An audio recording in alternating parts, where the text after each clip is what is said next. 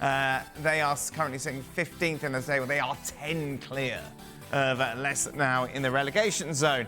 For more on this, we'll be hearing from Julien Laurens in a moment. But overall, Stevie, you cut a very frustrated figure throughout much of this game. Not all of it. Yeah. All of it. All of the game, yes. All of it. Well, listen, I don't mind Everton, but when you're playing against them, it changes. And I was a little punterish, to be honest. Right. But I've got to say, even I forgot what it was like to play in a derby at Goodison. You know, you always tend to think, well, I know it's tight, and I know they're going to close you down, but Liverpool, man for man, are so much better than Everton, and so eventually they'll weather the storm, and then they'll outplay them. And I should have known better, because this has never happened. Everton, absolutely, from the first to the last, were in the face, just doing anything and everything they could to put Liverpool off. And of course, when you go ahead, I mean, that just makes it even better. And the Goodison crowd got behind them and stayed behind them. You can't argue the result? I can't really. It's disappointing to lose a goal right at the end. But I can't, no. It wasn't slick from Liverpool, was it? No. Well, they never got the chance. No. Was Everton made it the game that they wanted to make it, which was scrappy. Yep. He's played at Goodison more than me. We've all played there quite a few times, and it's usually a bit of a dry, rutted pitch.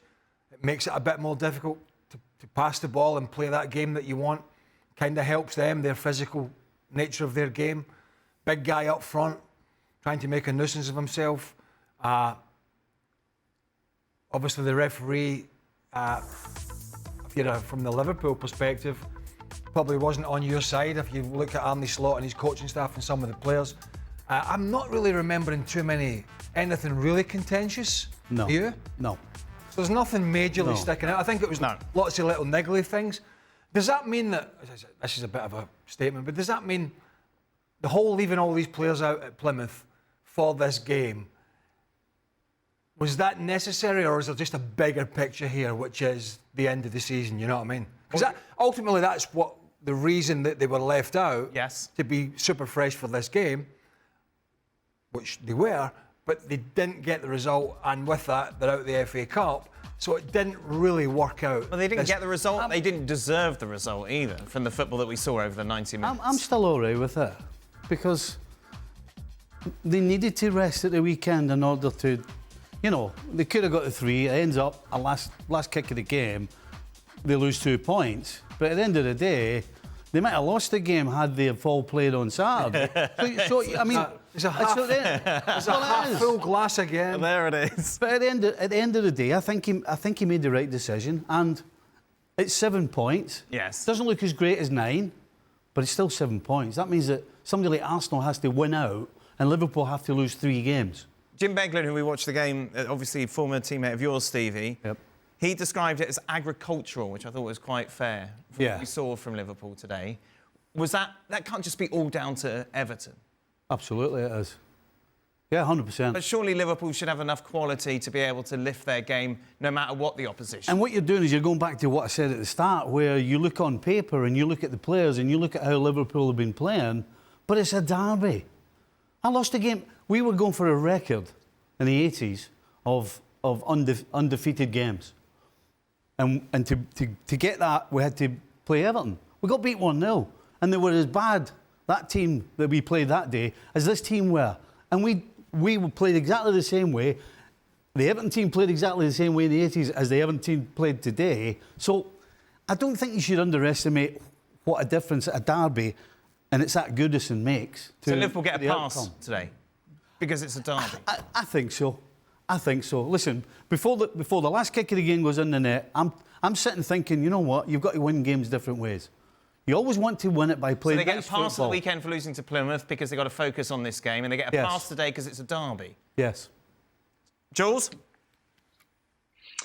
I agree with the boys. I think there was a dog's fight, and I think from a Liverpool point of view, you just could not lose the game. I think a draw is okay. Yeah, it's frustrating because you conceded in the 98th minute. It's a similar kind of goal than the one they considered at Newcastle, for example, to make it 3-3 at the time, where they didn't play great in that game. They suffered in midfield because Newcastle made it a fight exactly like Everton today in that kind of atmosphere as well as St James's Park. And today was quite similar. And to add to everything that Stevie just said about the derby and the atmosphere and Goodison, it's also the last derby at Goodison. And I think that meant even more to everybody who was at the stadium, the fact that they didn't lose that last ever derby there in this incredible stadium that has been there for 100 years or something. And then next season it'll be another one. It'll be at the new stadium and they will be up for the first one not to lose it, etc., etc. But I think psychologically that it was the last meant a lot to them. And from a Liverpool point of view, they didn't play well, but usually they found an answer. And they almost did that again today by not being good at all. They were still 2-1 up with a few seconds left to play. And I guess on that goal, okay, the offside for a long time, they checked it. It was just on. But I think there is some leeway with results. And I mentioned the Plymouth game and the huge rotation. But there is a bigger picture here, which is Champions League and Premier League. And I think there is some wiggle room for a manager when you're 7 points clear. Right. Now, if he was 4 or 5 points behind and chasing Arsenal and had done the same thing, maybe you question it a bit more. But I think the fact is, he's looked at, I mean, what is it, one league title in 30 years, which Jurgen Klopp provided. He comes in his first season, he's got a great chance to deliver the second out the blocks. He's in a great position, so it's kind of understandable, to be fair. If you said to Liverpool fans before a ball was kicked, OK, you can win one trophy this year, what is it? Every single one of them would say the Premier League. Right. Every single one. And that's why what he did at the weekend, even though he didn't win tonight, makes it acceptable. Salah, a goal and assist. Scary, isn't it? What was it you said to me halfway through the I said, when second they're going to half? bring him on, I was trying to wind you up. He went, where's Salah? He's invisible. I said, by the way, this invisible guy's got an assist and a goal. By the way, his contract stuff's gone a bit quiet, hasn't it? Yeah, well, it has. That's very true. We haven't talked about it for a while. He's not brought it up. No, he hasn't. But to my knowledge, it seemed to around Christmas and New Year, it grew some arms and legs from, particularly from his side. But it just seems to have gone away for now, so I have absolutely no idea Jules, what is going on behind the scenes. What is going on? Do we know? Well, we heard from Dejan Lovren yesterday or the day before. A blast of the past. Who's one of Salah's best friends. They go on holidays together. They're very, very close. And Lovren, we take it or we leave. I mean, that's just Lovren talking and saying that right now Salah is closer to leaving than to staying. I'm not sure how much really we should take from that Lovren quote. But if there's a guy who knows, who speaks to Mo Salah pretty much every day, it will be Dejan Lovren. Is this part of what Craig just described, the Mo Salah sort of PR, what he's been doing? Because at times, even himself, he was like, well, yeah, right now, this is my last season because factually I'm out of contract in June. That might be part of it. I believe, and I was told that the two parties were still talking, that you were still far apart in between what Mo Salah wants and what Liverpool are ready to offer. But that doesn't mean that in a month's time, the positions are much closer and they can find an agreement.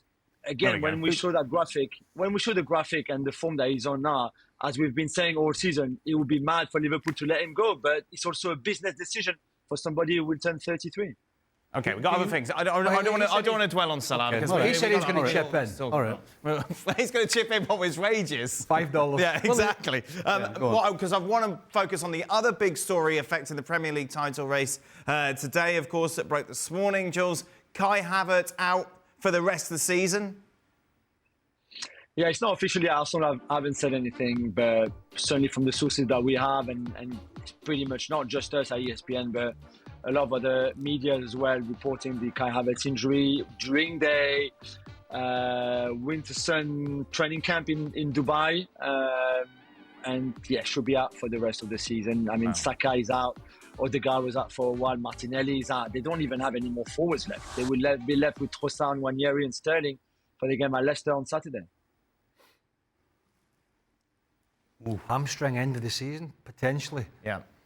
It's about... I mean, most of us have hamstrings. And obviously, Kai Havertz has been a polarising figure on this show over the last few months. But the problem is the January transfer window is now closed and you've got nothing. You've got no support now. Yeah, I mean, he's not obviously a prolific goal scorer, but he's a player that Arteta has relied on. He's a player that now and again has done some good things. He's an extra body. He has chipped in with a few goals, obviously get 15 goals. I'd like to break. Is this it? Is this it, Craig? Well, is this the end of Arsenal's title chances? No, I don't think it's the end. I don't. But it's made it incredibly more difficult from a squad perspective, because guys that might have been filling in for a Bukayo Saka who's injured, or a Martinelli who's injured, or a Martin Odegaard who's injured, guys like Trossard and others that might have been filling in here, there's other people that are going to have to be shovelled around. I know young Wanyeri's come in and done particularly well, so that's an extra body. But now you're having to shovel somebody else into that role, so the pieces of the jigsaw keep moving. There's no sort of fresh pieces coming in. The pieces are just moving around, and that's going to make chasing Liverpool down even more difficult. I think they have to be ruining now the fact, not January, that they did not go out in the summer for whatever reason and bolster that front line. That is now coming back thus far to bite them in the backside. What's the plan then for Arsenal, Jules? There's just the one plan is to do with the players that they have available. This is it. It's quite unfortunate if you think about it, that in a season like that where they've been good, they are qualified for the last 16 of the Champions League straight away. They are the second best team in the country here in England, and yet they were without their captain for 2.5 months, without their best player Saka for probably 4 months. He will come back at some point in March, we think, and then if Arsenal officially confirm then the Kai Havertz injury, and that is up for a long time, potentially one of their best players, and certainly one of a very important players, whether we like him or not, whether we think he's a good finisher or not, the way he presses and the work rate that he gives to this team is huge. So without Kai Havertz, it's bad as well. But again, maybe you could have signed somebody in January, maybe in the summer, but also you could not have planned for those key players being out for so long in the same season. It's not the worst run of games coming up for them that we just saw. Well, it could be worse, but at the same time, when you're turning around and looking at your squad and you're sitting in your coach's room talking and you're going, who's scoring for us right. today? You know, that completely changes everything. And it's not, you know, Sterling's a complete and utter bust, and you can't rely on him to be playing game in, game out, which he's going to have to. Wanyeri's a young kid who's great in busts, but doesn't have the experience. So now you're relying on Trossard to play every game as well and be the main man. I mean, it doesn't matter who you're playing against.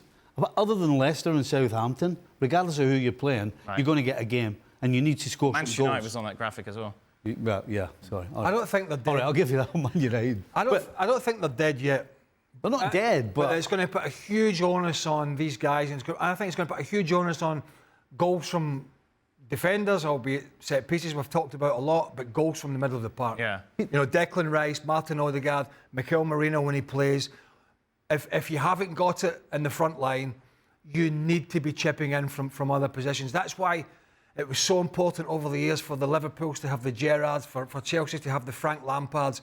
You know, guys that would, when your striker, which wasn't often for the case of, you know, Chelsea and Didier Drogba, but when guys were having a harder time or were injured, they were getting goals from the middle of the park, and that either kept them in the hunt or got them over the line. And that's probably the only way Arsenal are going to chase Liverpool down. I agree it's not dead, but if you look at it rationally, we're saying that, we've been saying that Arsenal are in second place and not first because they don't have a proper centre forward. But the guy who we've criticised is now out for the rest of the season. My goodness, what kind of position? It was interesting, Jules, as well. I was looking at the fixtures, thinking, when do they play Liverpool? Maybe that could be a turn. But they don't play them until, I think it's the third final game of the season for Arsenal. Yeah. And in theory, it could be all done and dusted by then.